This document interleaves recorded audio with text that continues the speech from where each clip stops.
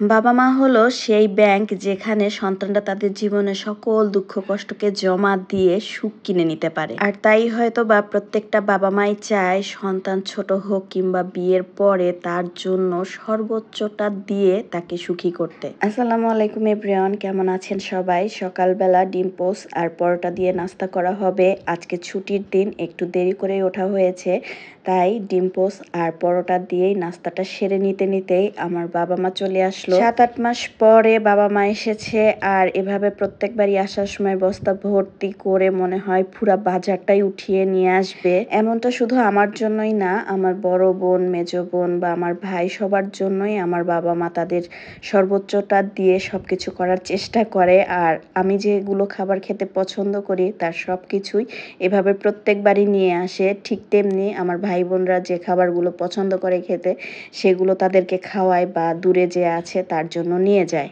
পুরো একটা বস্তা ভর্তি করে সব পছন্দের খাবার সহ যা যা পেরেছে, মনে হচ্ছিল পুরো বাজারটা ধরে কিনে নিয়ে আসতে পারলেও মনে হয় সে বা তারা তৃপ্তি হতো না। আসলে বাবা মায়েরা মনে হয় এমনই হয়, কোন সন্তানকে কি খাইয়ে বা কার পছন্দের খাবারটা তাকে করে দিয়ে খুশি হবে সেটাই চেষ্টা করে সব সময়। এমনকি গত বছরের জাম ছিল, সেটাও মা ডিপ ফ্রিজে করে এভাবে নিয়ে এসেছে।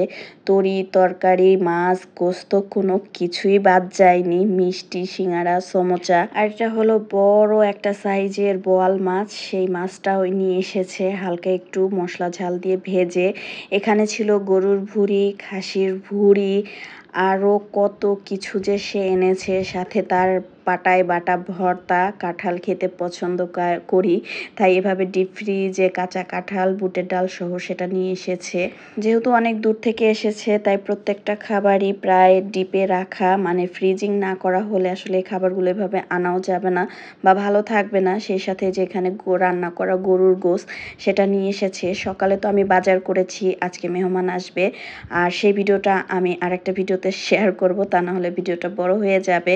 যেহেতু মা নিজেই রান্না করা গোশত নিয়ে এসেছিল, আর সেই সাথে এখানে 2 ধরনের ভর্তা এনেছে, কাঁঠালের বিচির ভর্তা আর কালো জিরা ভর্তা। তাই আর লোভ সামলাতে না পেরে আমার আব্বুর সাথে একসাথে খেতে বসে গেলাম। হিয়ার বাবা তো নামাজ পড়তে গেছে, আসার পরে সে খেয়ে নিবে। মায়ের হাতের ভর্তা পেয়ে আর খাওয়ার ওয়েট না করেই আমি খেতে বসে গেছি, সাথে আবার একটু গোশত নিয়েও খেলাম।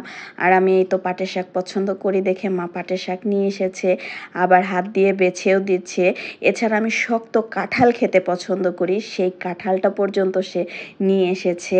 আর এতটাই মজা ছিল কাঁঠালটা, কাঁঠালের ক্লিপটা কোনো একটা কারণে ডিলিট হয়ে গেছে। এছাড়াও আসার সময় একটা মুরগি নিয়ে এসেছিল বড় সাইজের, সেটা দিয়ে ভুনা খিচুড়ি করে রান্না করেছিলাম। সেদিন অনেকটা বৃষ্টিও হয়েছিল, আর এই খাবারটা খেতেও অনেক বেশি মজা লাগছিল।